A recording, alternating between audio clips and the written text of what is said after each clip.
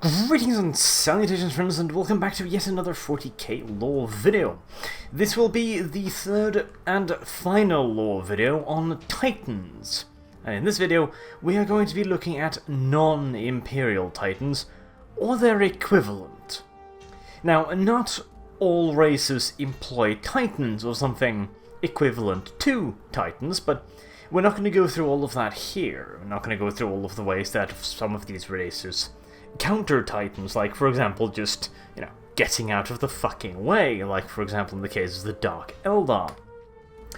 Or in the case of the Tau, where they have developed at first some very stopgap means to countering Titans using spaceships essentially, and then later on developing specialized battlesuits developed against Titans. You will be able to see those suits in the Battle Suits lore video that I've already made if you are interested, but for the moment we will move on to perhaps the most un-Titan-y Titans of them all, the Tyrannid Bio-Titans.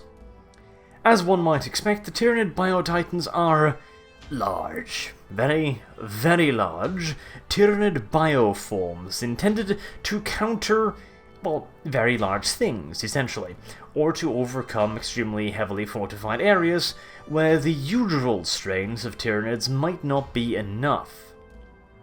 These massive strains are, of course, quite varied, and in fact there is no true standard here, but we will be using a few of the more common examples as a de facto standard.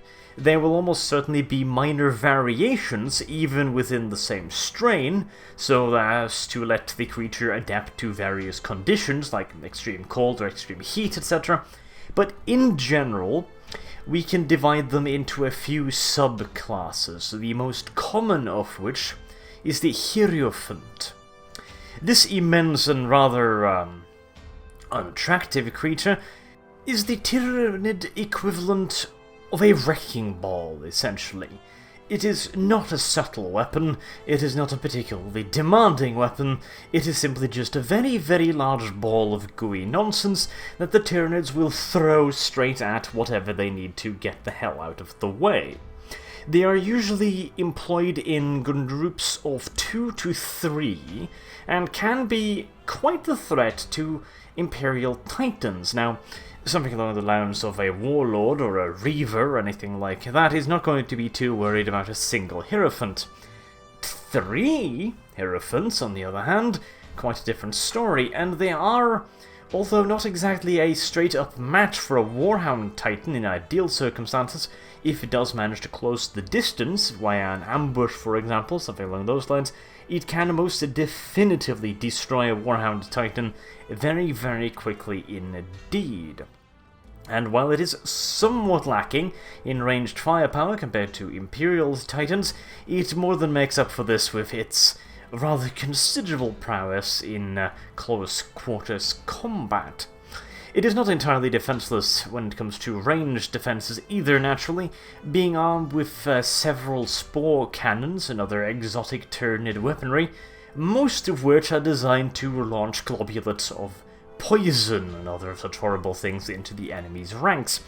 In fact, the Hierophant is quite keen on its poisonous arsenal, and uses a lot of different poison-based weapons, like for example poisonous spores, various gaseous attacks, and poisoned barbs located on its abdomen to attack unprotected infantry.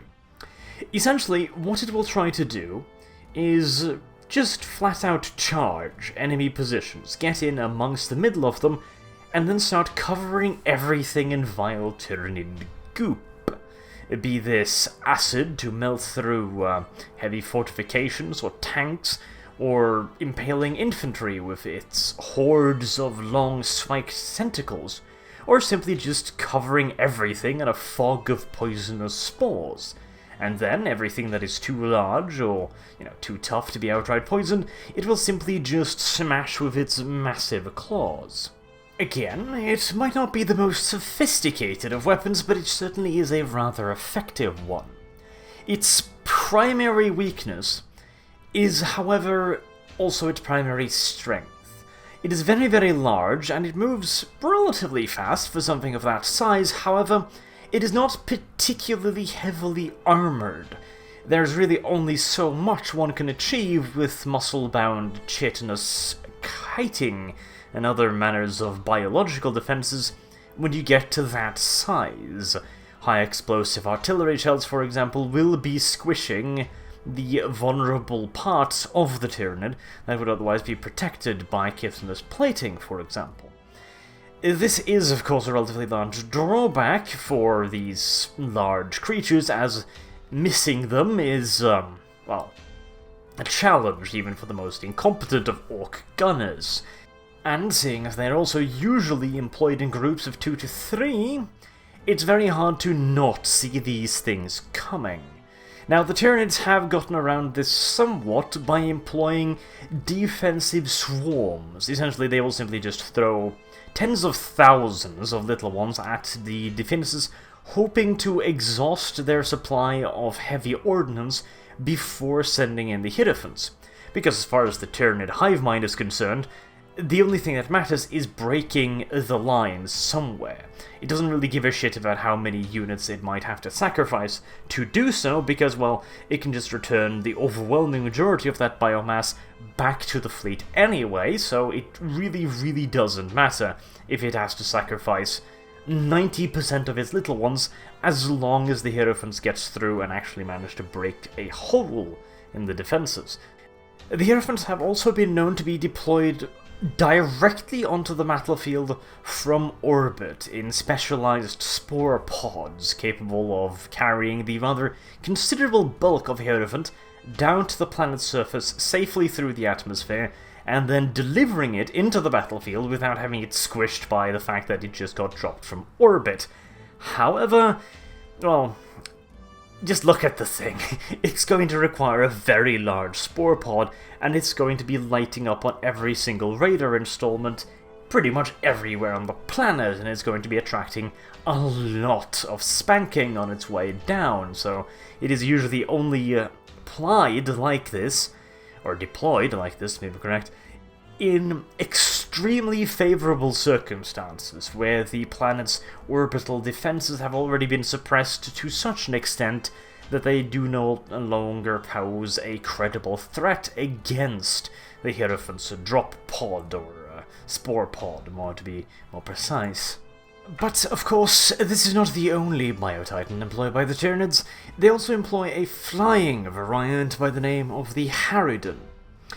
The Harridan could be considered almost a kind of an flying aircraft carrier of sorts, except it is also a rather offensive weapon. It is not merely there for support, it's also more than capable of strafing ground targets with its biocannon, its claws, or its massive jaws.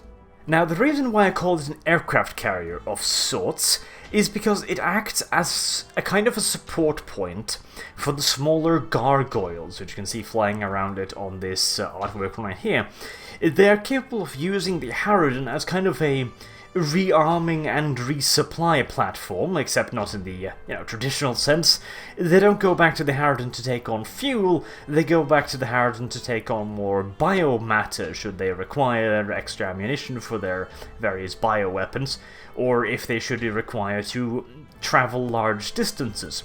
The gargoyles are usually deployed in battle with a very finite fuel gauge, so to say. Their hyperbolic metabolism burns through their available energy extremely quickly, which means that if they are expected to carry out long-term fights, which is very rare, the Tyrannid hive mind is not a fan of grueling attrition combat over the course of many, many days with the same units. It much prefers just throwing shit at the wall until the wall and the shit and everything is just an irrecognizable goop of nonsense that have boiled down into a wonderful food-friendly substance that the Rippers can then go and nom all over. But occasionally, it is necessary for the Tyrannids to deploy their troops a long distance away from the target. For example, if the orbital defenses over the target are simply just too strong for the Tyrannid biofleets to take a direct approach on the target and deploy the troops nearby.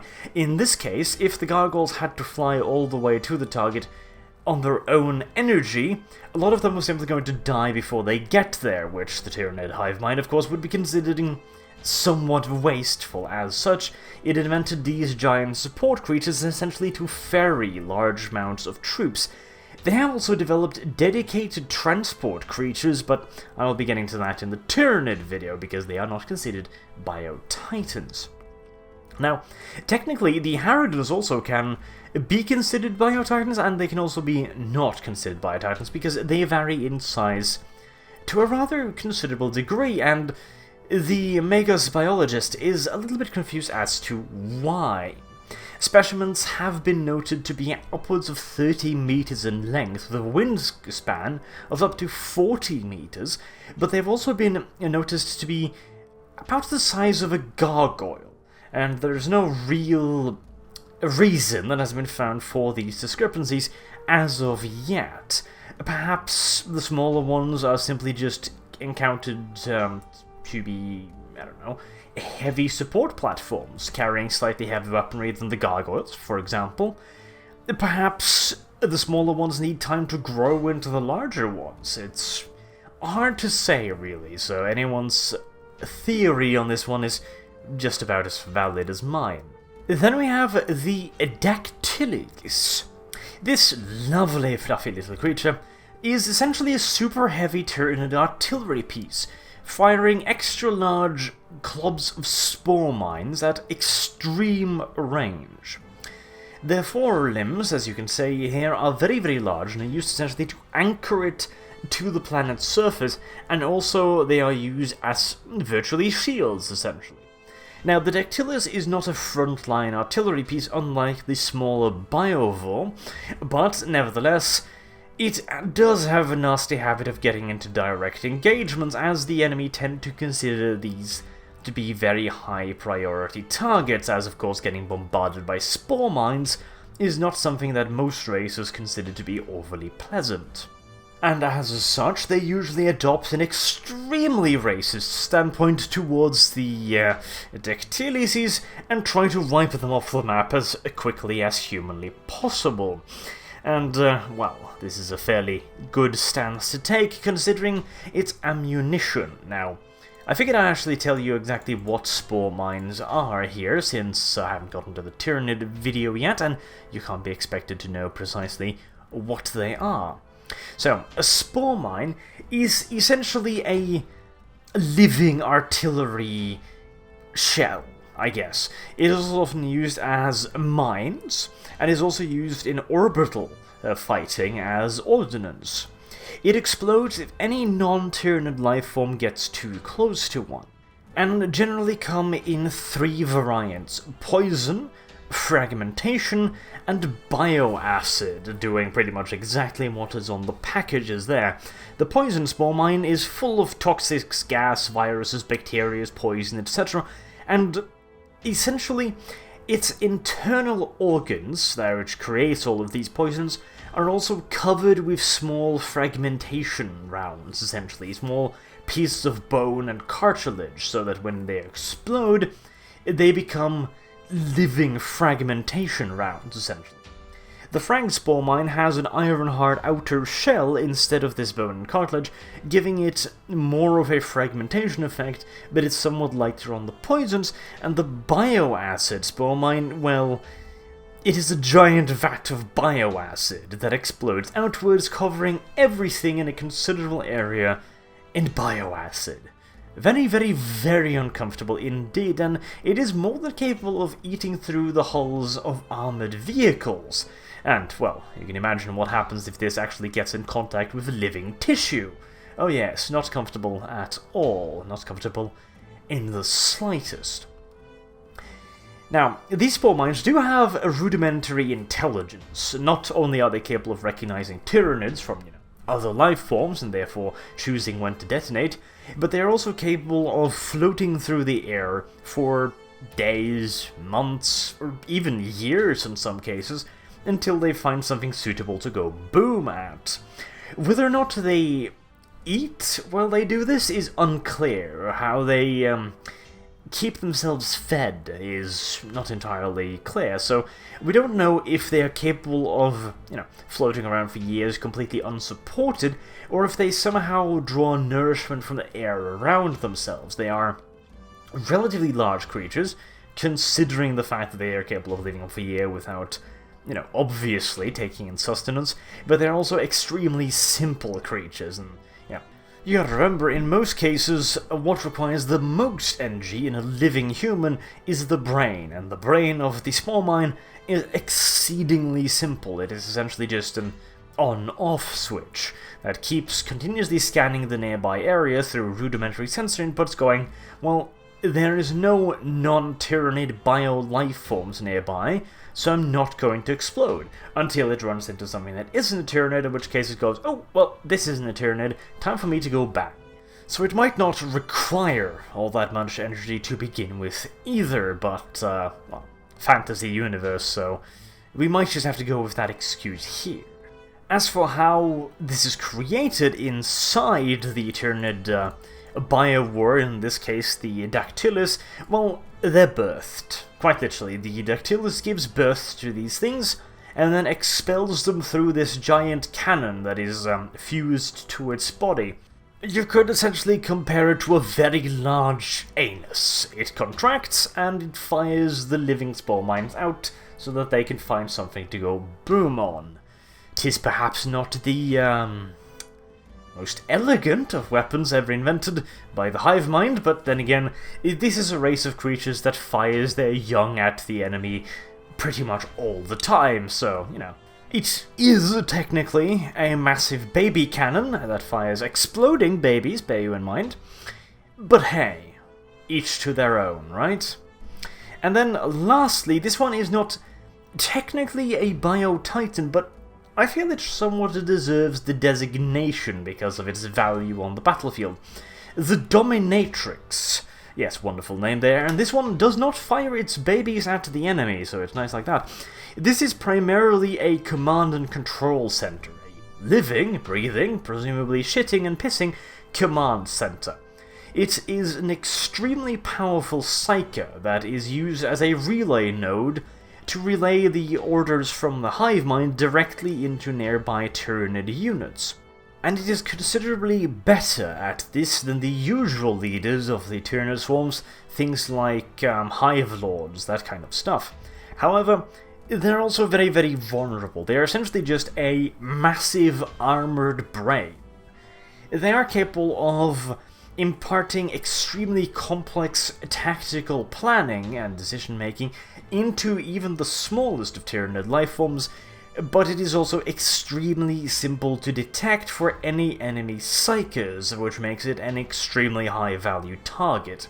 As if you kill a Tyrannid Broodlord, for example, you're going to be throwing the local swarm into disarray. You're probably going to be taking away the command and control network for an area of a couple dozen kilometers, perhaps. Perhaps, if you're lucky, a couple 100 kilometers, depending on the, density of command nodes. However, if you were to take out a Dominatrix, in all due likelihood, you would be removing the command and control center for pretty much every single Tyrannid on the planet. The psychic backlash alone from the Dominatrix's death, it would in all due likelihood incapacitate the overwhelming majority of other command and control creatures on the planet. However, killing a Dominatrix is no easy task. They are quite large, quite angry, and more than capable of defending themselves with a varied arsenal of bioweaponry. They usually employ some form of venom cannon, or some form of light artillery, and their armament can usually be likened to that of a super heavy Imperial tank. Naturally, they are also extremely psychic beings, which means they also have the ability to use psychic attacks, like for example, a warp blast, which essentially tears a minuscule hole in reality with predictable consequences. Now, additionally, the Dominatrixes also have a very interesting special role. In most cases, they are simply there to extend the will of the hive mind, but in a handful of cases they have been known to carry Tyrannid Norn queens on their backs or inside their bodies directly into battle. Now, the Norn queens are essentially the highest command echelon of the Tyrannid army, and as such, this is equal to having an Imperial Guard's, force commander, and his highest military authority on the planet itself in a super heavy tank. However, the thing is also, of course, the psychic backlash again. Killing a Dominatrix would, like I said, result in a rather considerable psychic backlash. It would be crippling to the Tyrannid efforts on the planets, but should it be carrying a Norn queen and said queen also perish, the potential cyclic backlash could be so devastating that it could be felt in orbit. It could literally be the end of the entire Tyrannid hive fleet, as the entire fleet, of course, then reverts to animalistic behavior, preying upon each other, crashing into each other, infighting, all manners of stuff. So it is quite rare. It is only really done, usually, if there are multiple Norn queens, so that if one should perish, well, the consequences would still be dire, but the other ones would be able to re-establish the command and control network, so to say. And having a Norn queen in battle also brings with it one further, even bigger problem. You see, if the Norn queen should be captured alive, this is the worst possible scenario for the Tyrannids, as the Norn queen carries within her the unmutated strain of the Tyrannids, of that particular Tyrannid hive fleet at the very least, which means that this pure genetic strain can be used to develop neurotoxins that specifically target this strain of Tyrannid, which means that even if the Tyrannids continue to mutate after this point, the pure strain will still be effective against them, which essentially means that if an Norn queen is captured, the Imperium will be able to develop a neurotoxin capable of destroying this particular brand of Tyrannid pretty much forever. The entire hive fleet will at that point be vulnerable to this neurotoxin. And you gotta remember, Tyrannid hive fleets of this can be massive things. They do not necessarily have to be a single fleet, it could be an entire tendril of the Tyrannid hive fleet itself. It could literally be an entire Tyrannid invasion, all of which could be brought low by the loss of a single Norn queen. As such, they are very, very rarely seen in battle like this. But occasionally, the Tyrannids do get a little bit overconfident, and in fact, a capture of such a Norn queen has in fact occurred when one of them was captured by an ultramarine contingent during the invasion of Ultramar by the Hive Fleet Behemoth. And one last thing that needs to be mentioned about the Norn queens. Should the Tyrannid fleet survive the psychic backlash, e.g. it has Norn queens in backup, if one were to be killed, it will cause all the Tyrannid ships capable of producing Norn queens to calve more Norn queens. This is essentially a survival mechanism, whereas if the fleet loses one of its very precious queens, they will then immediately begin producing as many new queens as possible, and they will then try and create new splinter fleets to send these queens out in. Essentially, this is the Hive Fleet's reaction to going, well, something very, very dangerous is here, because it actually managed to kill a queen, one of the heaviest protected members of our fleet. Therefore, the logical conclusion is, birth a ton more of them, and then try to send them out into the wider galaxy on their own to spread and grow, and of course then weaken the enemy further, and to avoid this particular enemy, who's really, really dangerous because it just killed the Norn Queen. A pretty damn little ingenious bit of survival tactic there by the Tyrannids. And lastly, I'd like to talk about the Trigon. Now, yes, I know this isn't technically a Bio-Titan, but look at it. It is adorable, and it deserves to be here. The Trigon is a special species of Ravener, a very large species of Ravener, usually used for infiltration purposes as well as shock assault.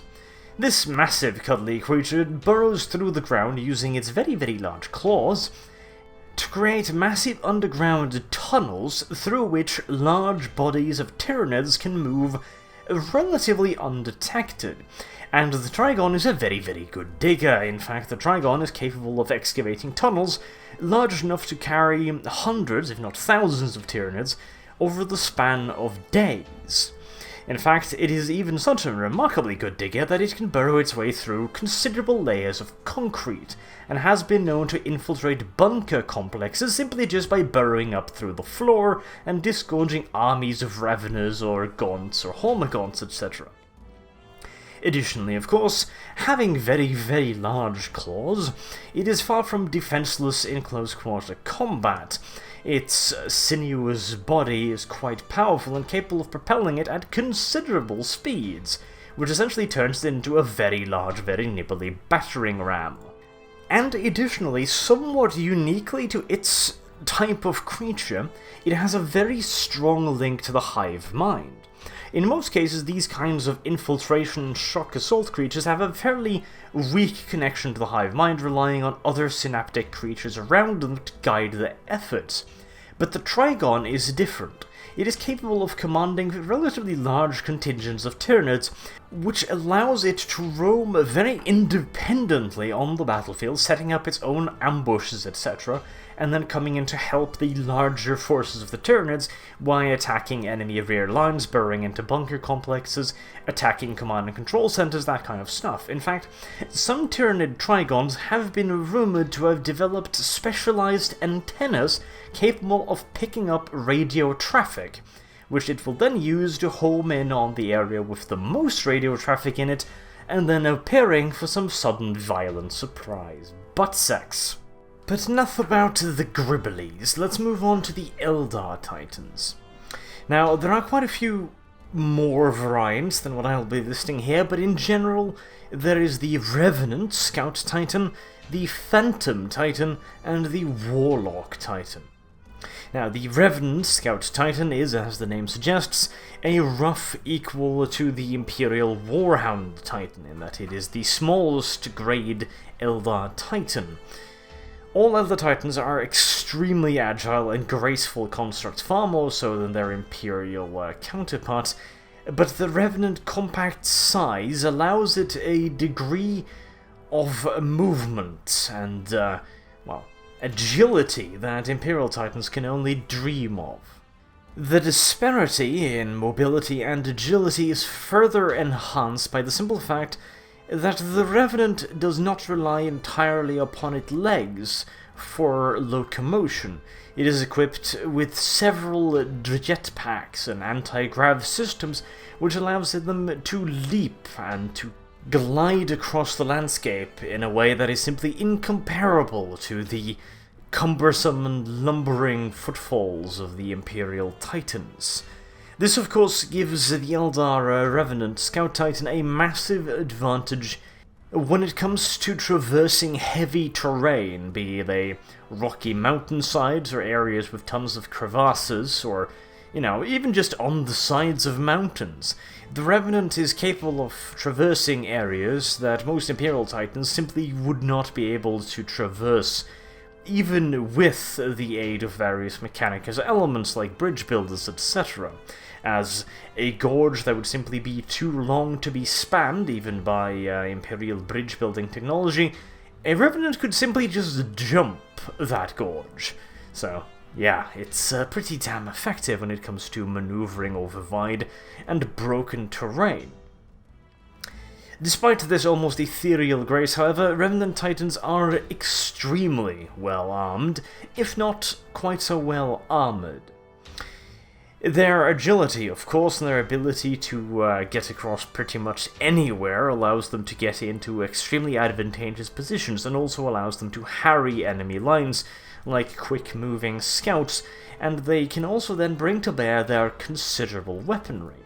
Most Eldar Titans carry Titan-killing class weapons.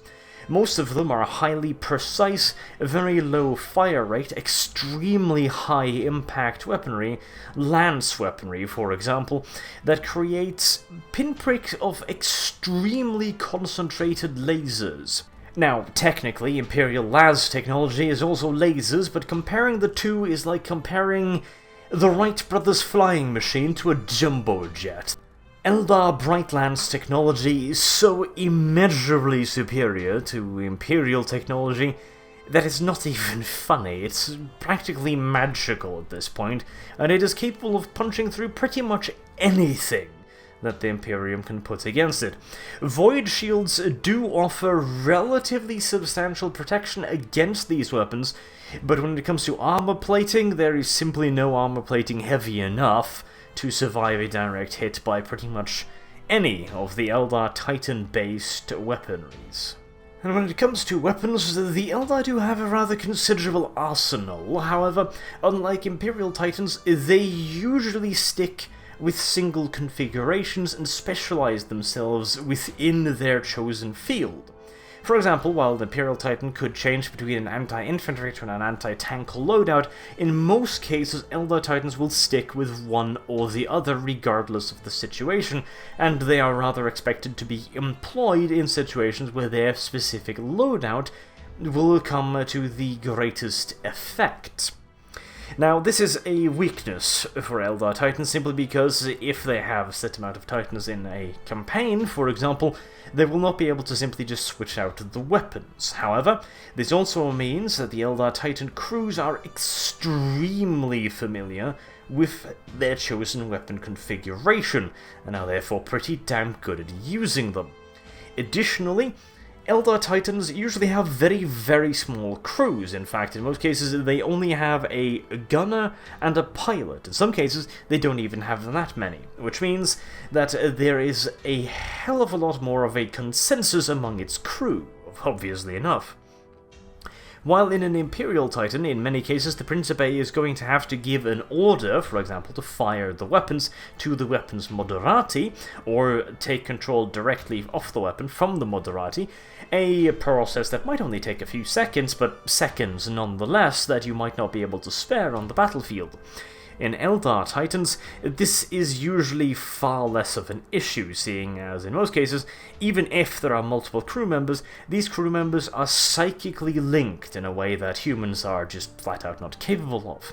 In most cases, they are in fact twins, or even triplets, that have developed their bonds over millennia to the point where they are now capable pretty much of predicting each other's thoughts and behaviours before they even occur, which allows the crew to work together almost as a single entity, which gives them a considerable advantage over Imperial Titans when it comes to reaction speed.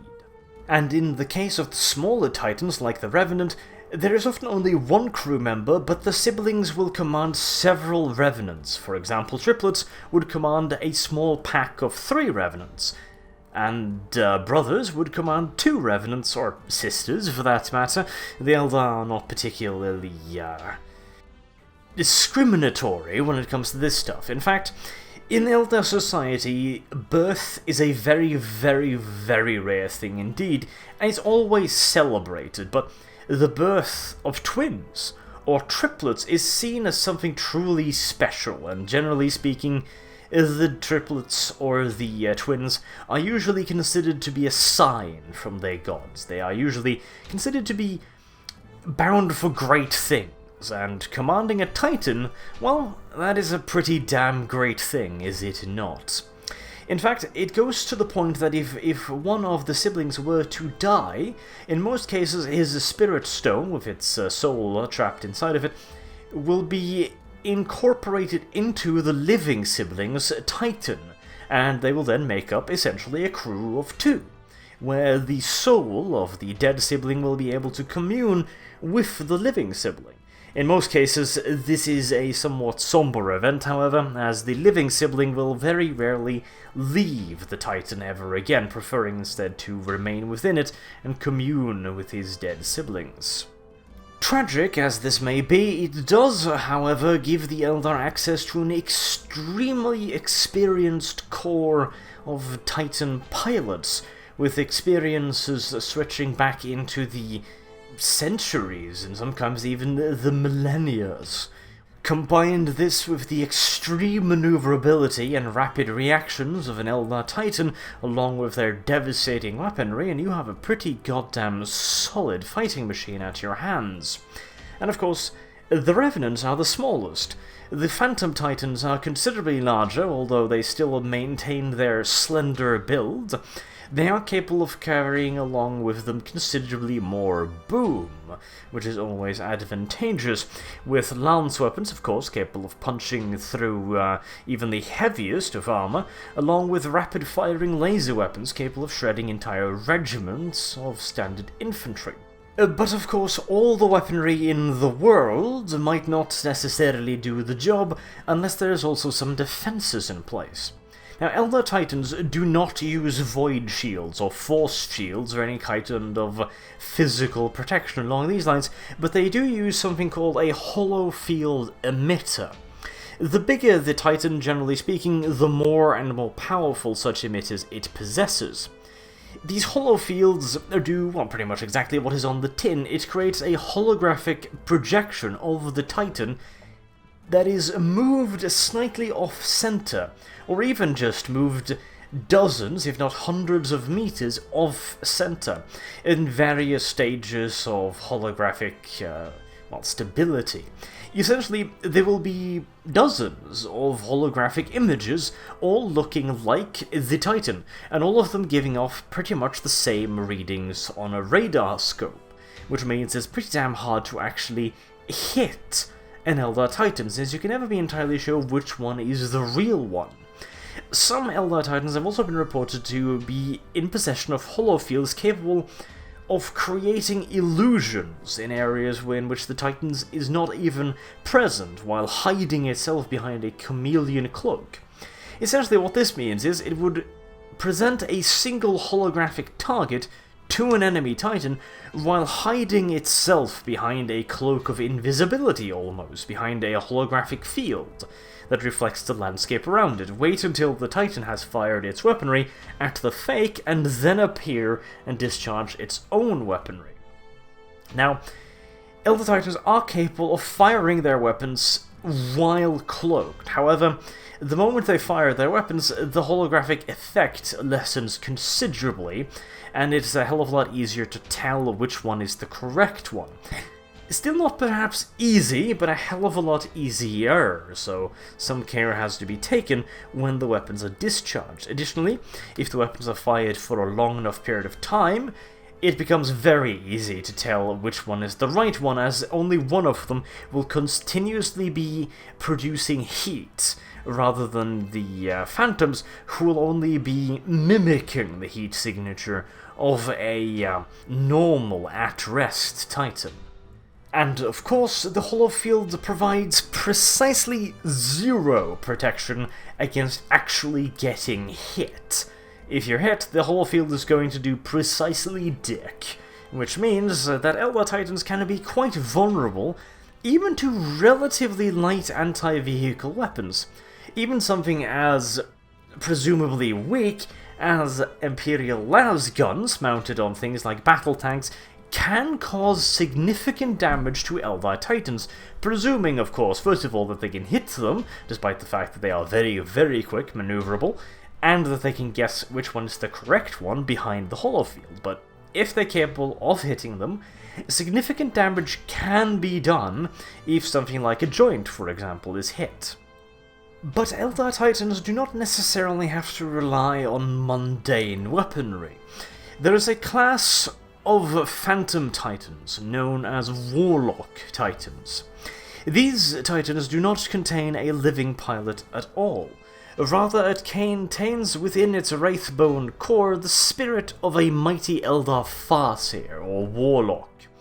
As they were powerful psychics in life, so too are they in deaths, and they are capable of using their vast psychic powers as weapons, in addition to the already considerable armaments already present on board the Phantom Titan. Additionally, the very construction of the Titan, its wraithbone construct, amplifies the dead psychic's powers to considerable levels, to the point where he's not only capable of fighting for long periods of time using his psychic powers, he's also capable of using his precognitive powers to a much greater degree. This allows him to amplify his already considerable defensive powers through the hollow field by the simple application of knowing where the enemy fire is going to be heading, and then simply just moving out of the way. Now, as you can imagine, it's already pretty damn hard to hit such a Titan, and when additionally the Titan knows when it is going to be hit and is capable of taking evasive maneuvers to avoid getting hit, it becomes a task of rather Herculean proportions to actually hit one of these things. In fact, in most cases, simply just hitting it with a single weapon is futile. Taking down a Warlock Titan requires the application of considerable overkill. Preferably the firepower of entire regiments, aimed against, well, in the general location, really, of such a Titan, and then hoping for the best. Additionally, of course, the Titan possesses considerable weaponry in its phantom form. It also now has the ability, of course, of turning its enemies' minds inside out, which can be a rather effective deterrent, I'm sure you will agree. And while Imperial Void Shields do offer some protection against psychic attacks, it is still probably one of the best ways of countering a Titan, just ignoring the Titan entirely and just pulping the mind of whoever controls it. Additionally, there are a few smaller variants like the Wraith Knights and just the Eldar Knights, but I won't be talking about them here, since I would consider those to be closer to Imperial Knights rather than full-on Titans. I'll probably do a video on Knights at some point, and I might cover them there, but for the moment, let's move on to the Orc Titans, the so-called Gargants. The word Gargant is essentially used as a blanket term for Orc Titans. There are quite a few variations: stompers, super stompers, Gargants, mech-boy Gargants, great Gargants, mega Gargants, etc, etc. Usually this is the Orc designation, as the Orcs just prefer designating things by saying, well, this one is larger than the other one, the first one's a great Gargant, so that obviously makes the other one a mega Gargant. And anything larger than a mega Gargant would be a super duper Gargant, etc. Rather simplistic naming, but certainly effective. The smallest of these Titans, quote-unquote, is the Stomper. The Stomper is usually produced when an aspiring warlord simply cannot find enough shit to cobble together a Gargant, and is used as a bit of a stopgap measure without a clearly defined role. It is usually equipped with some form of close combat weapon, along with 1 or 2 ranged weapons, and whatever missiles or flak weapons, or even just infantry weapons, that the Orcs can find and bolt onto it. It is also quite often used as a sort of an assault transport, as it usually has enough armor to wander into enemy defenses, and then unleash large numbers of angry greenskin upon a thoroughly suspecting defender. This is by no means a sneaky weapon. It is rather hard to miss, as of course its name, Stomper, is quite accurate. It makes a fair bit of noise as it moves forward on its less than ideally lubricated legs. Interestingly enough, however, while most other races' Titans are just Titans, and they will remain the same class of Titans throughout their entire livelihood, and in some cases they will change weapons, but in many cases they will even stay with the normal weapon configuration simply because the Titan has taken a liking to them. The Stompers could not be more different. Stompers will change out their weaponry frequently. Essentially, if the warboss comes across something that appears to be larger and more effective, or hell, just makes more noise, it is far from uncommon for him to simply switch out the weapons. Additionally, stompers continuously grow throughout their lifespans as its crews keeps bolting random nonsense to it. Occasionally this might be something useful, like extra gun turrets, and occasionally it might be something remarkably unuseful, like for example extra toilets, or perhaps just some really big horns on the side. Or perhaps even just they will just stample random pieces of sheet metal to its sides because they figured that they made funny shapes. It is far too uncommon to see stompers adorned with massive dingly penises simply because the goblin crew decided it looked damn amusing. Although it should be mentioned that even the lowliest, the filthiest, the dirtiest of goblins would never go so far as to watch a certain Michael Bay robot movie for inspiration. That shit was fucking heretical, and even the orcs recognize that fucking nonsense as being one step too fucking far. As for their battlefield use, stompers are usually, if they are expected to be effective, employed in so-called stomper mobs, where dozens of these angry creatures will be gathered together and used essentially like a mailed fist. They are, by orc standards, very heavy and relatively reliable transports with a decent amount of more or less reliable firepower, and are then used to deliver large amounts of angry orcs into the enemy's defences with relative safety. However, seeing as most stompers are usually commanded by a warboss, it often is just a little bit challenging to have dozens of warbosses, each with their own brilliant battle plans, to cooperate for any amount of time to, organize a stomper mob. In most cases, the organization of a stomper mob requires a far larger warboss who will already have beaten the shit out of the warbosses commanding the stompers. The problem is that, of course, orc warbosses have a fairly short memory. As such, the whole procedure of beating the crap out of them will have to be repeated very frequently. And this whole beating the shit out of them process is somewhat complicated by the fact that they are in possession of a stomper. Alternatively, of course, a prospective warboss can bring his lesser warbosses in lines simply by possessing a larger Gargant. Usually, this will begin as a Gargant.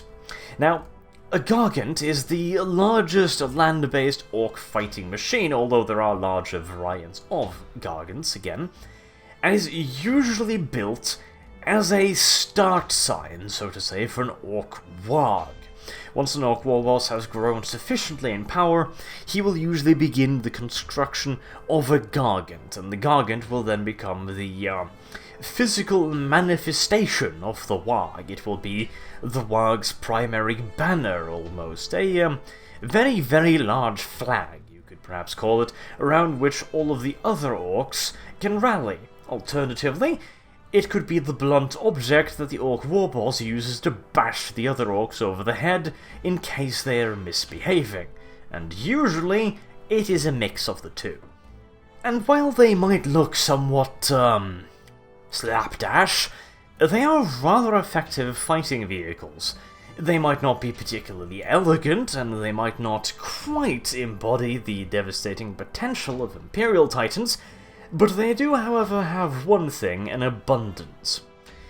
In the immortal words of the orc boss mech Badlug One Leg, "It's gonna be dead shooty with loads of guns all over." So generally speaking, it has a lot of firepower. It might not be very accurate firepower, and hell, it might not even be very reliable firepower, but it's going to have a lot of it, and, well, there is, after all, that whole saying about modern walls. Now, granted, orc engineering sometimes is a little lacking when it comes to accuracy, and orc gunnery can also be less than ideally ranged on target.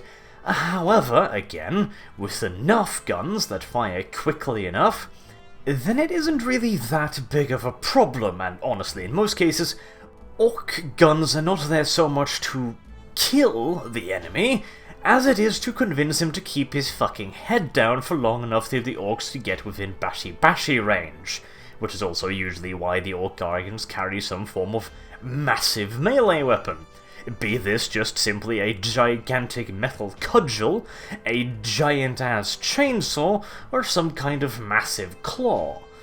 It doesn't really matter, it is still several dozens tons of metal smashing into a target at considerable speed. It doesn't necessarily require to be a master-crafted power glaive for that to have an effect on target. And so, of course, in the pursuit of the noble goal of pumping the largest volume of lead possible downrange, the Gargants usually carry more guns, for its size, than Imperial Titans. Most Gargants will have 2 to 3 Titan Killer class weapons, and 1 or 2 heavier weapons mounted in its midsections.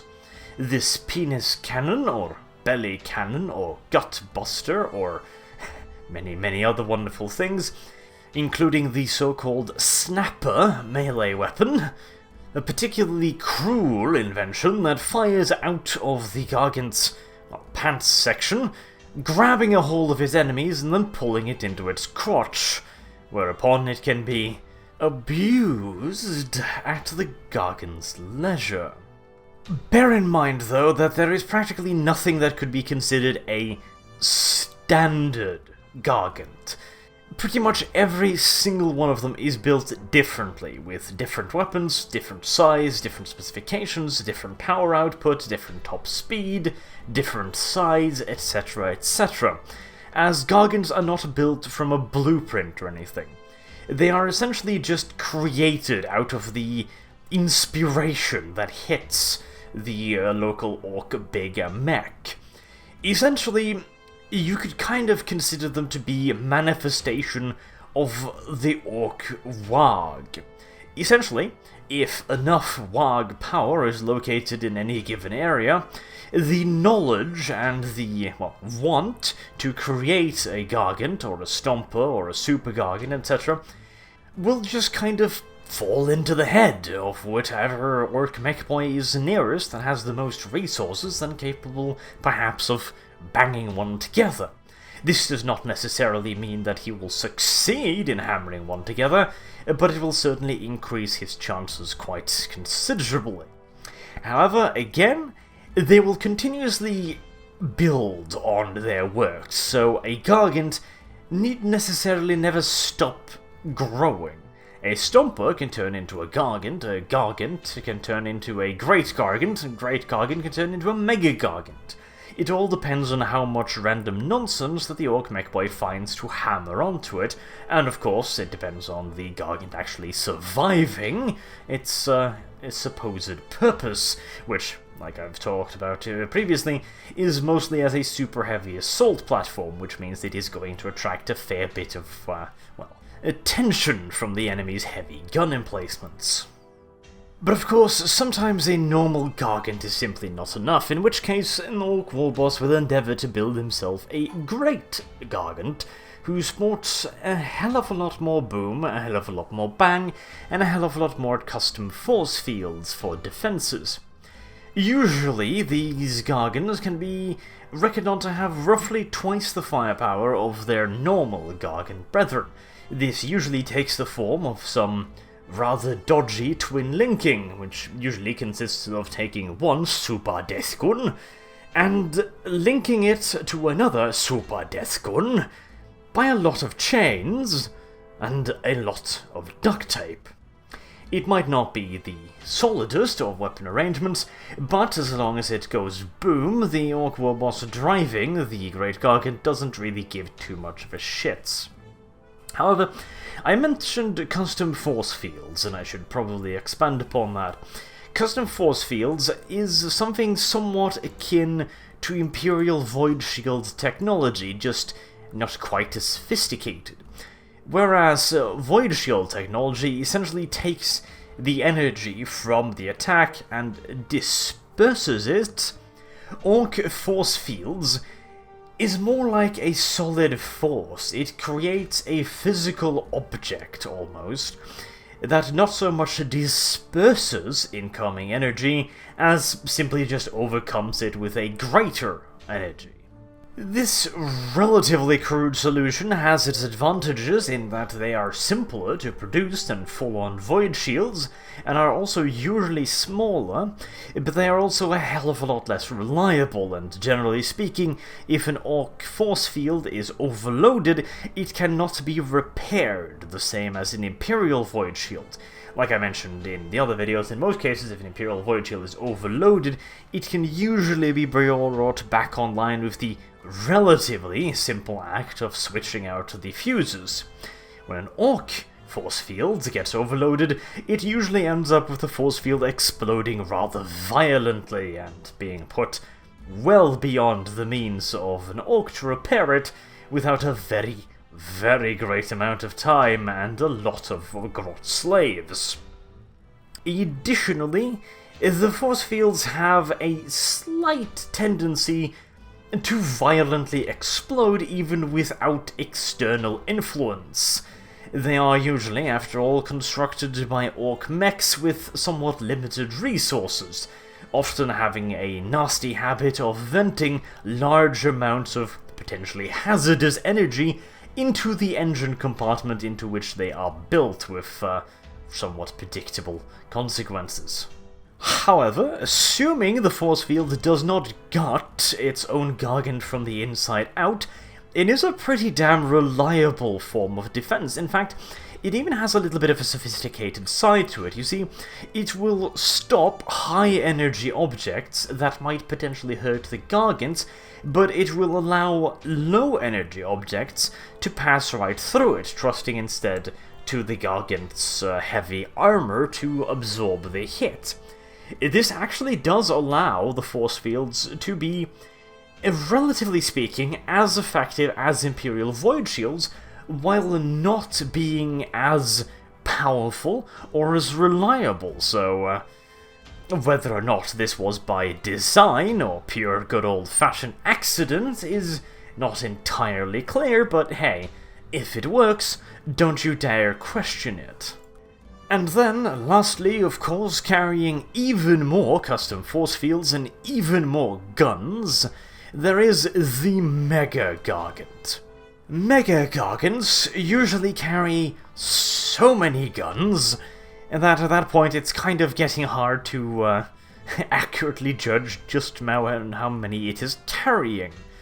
Usually half a dozen or so in the chest is a given, and then 1 or 2 per arm, and then usually a couple extra guns in extra arms that have been bolted to the Gargant, in addition to dozens of smaller weapons scattered across the Gargant's chassis, its legs, its arms, its heads, literally wherever you can think of to mount a gun. It also usually carries large banks of somewhat haphazardly placed missiles. Often these are smart missiles, piloted by goblins who have long since accepted that, you know what, living a long and fulfilling life seems a hell of a lot more boring than strapping myself to a massive nuclear missile and then heading in the general direction of the enemy. And while Mega Gargants might not look as physically impressive as an Imperial Emperor-class Titan, for example, nor is it as large as one of those monstrous machines, it more than makes up for this, again, with just sheer good old-fashioned weight of firepower. If you've got enough guns strapped to something, you've got enough guns to deal with something. Now, however, there is one slight drawback, though. You see, while Imperial Titans use Mine Impulse Lynxes, and Eldar Titans literally just commune with the spirits of their war machines, the Orcs use a somewhat more, low-tech solution. The Orc warboss in command of the Gargant has a series of tubes in front of him, which he uses as communication apparatus to communicate with the rest of his crew. These tubes are used to relay the extremely loud bellowing of the warlord in question to the crew as loudly and as clearly as possible. Now, in most cases, this somewhat haphazardous communication device is only able to deliver the most rudimentary of messages, and even then, more than half of the time they're going to be getting the messages wrong. However, as long as there is something in the general direction of where the weapons are pointed, the orders can usually be interpreted relatively simply to walk in that general direction because there are things that scream over there, or fire the gun in that general direction because, again, there are things over there that look like they might be squishy. This somewhat haphazardous modus of communications somewhat impact upon a Gargant's capabilities for tactical and strategic maneuvering on the battlefield. However, again, if you simply just have a dozen guns and you're firing each of these guns in its direction, odds are that you will eventually be hitting whatever you were supposed to be hitting in the first place, so most Orc warbosses doesn't really take this problem too seriously. In general, if they find themselves missing their intended target too often, they will simply solve this by strapping more guns onto their favourite means of transport.